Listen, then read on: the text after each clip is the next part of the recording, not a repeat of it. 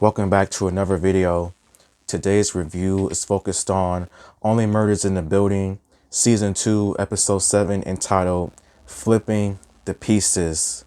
And the official synopsis of this episode is, following her incident on the subway, Mabel receives help from an unlikely ally who takes her to a legendary amusement park full of terror.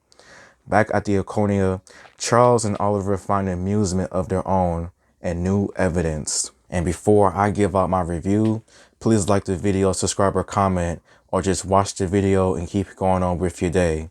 Episode 7 was another interesting episode as we find out a lot more about certain characters' background history and also just possible more information about the killer itself. So yeah, I felt like the plot for this episode was interesting with how it was done, as Mabel is still reeling in from that crazy attack at the subway from the previous episode. She winds up in Theo's place after what happened, and she has no recollection about what happened at the subway. And at first, she is not very trusting of Theo after basically everything this man has done to her and her friends. But Theo, he keeps telling her that she can trust him and just how he's just trying to help out and everything, because Theo was there. He saw the attack happen. He was there when it all took place and everything. And basically, for most of the episode, we just see Mabel and Theo at Coney Island, and they just try to just figure out what to do, because apparently the killer had some detective, some security badge, and it's just a lot to like go through and everything else. Meanwhile, Charles and Oliver have an unexpected visitor. Detective Williams makes her return, I think for the first time since the first episode of this season, with her new son.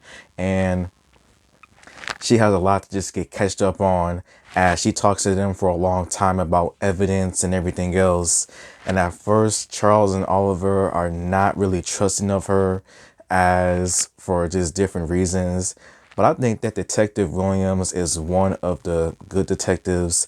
I don't think she's corrupt. I think she is actually trying to get the job done and is actually trying to figure out who killed Bunny and trying to clear Mabel as well, because like she's mentioned, like 2 stabbings, knitting needles and knives and stuff like that, Mabel not having no like recollection of it is a pretty bad look, to say the least.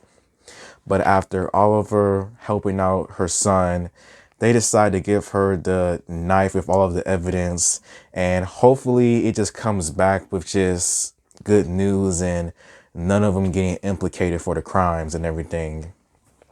So meanwhile, back at the amusement park, we just see Mabel and Theo just looking at evidence, just looking at stuff they could possibly take to figure out who does this badge belong to, and does this person even work there at all? Like, what's going to happen? And we saw more glimpses of the killer once again, with the freaking cut on his hand and everything. Like, this killer is definitely a guy, white or another race of some sorts. And I have a few ideas about who the killer could possibly be now.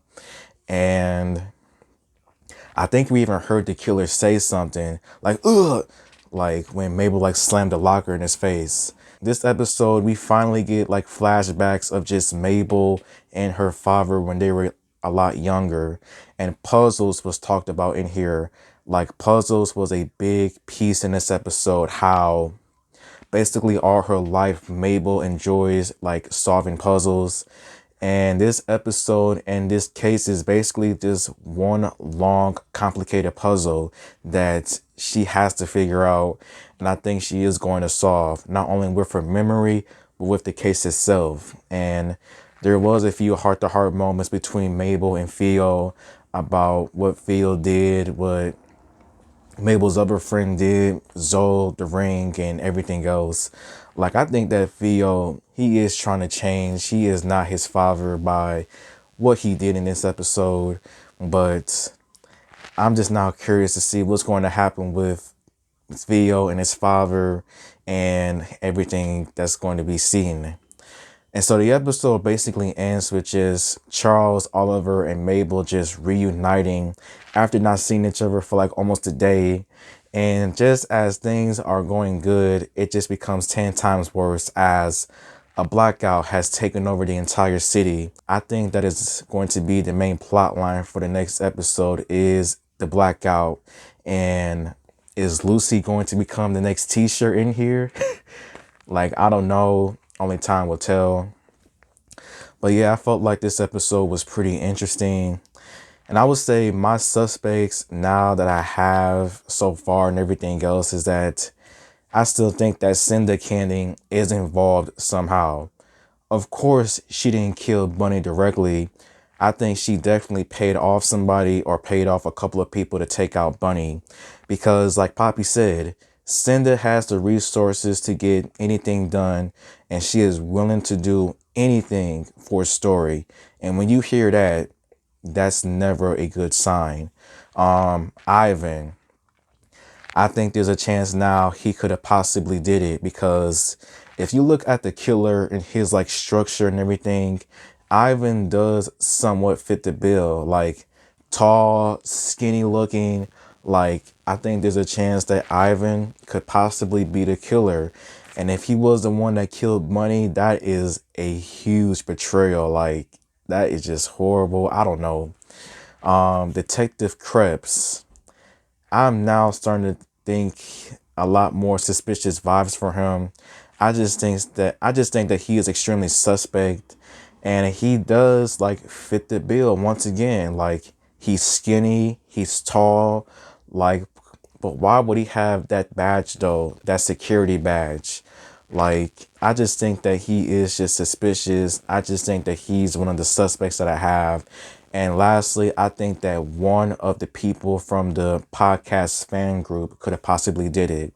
Like sometimes you have fans that are willing to do anything for their idols, and I could possibly see someone just killing Bunny, just causing her problems just because, and just giving them another case to solve because they're crazy like that. I don't know.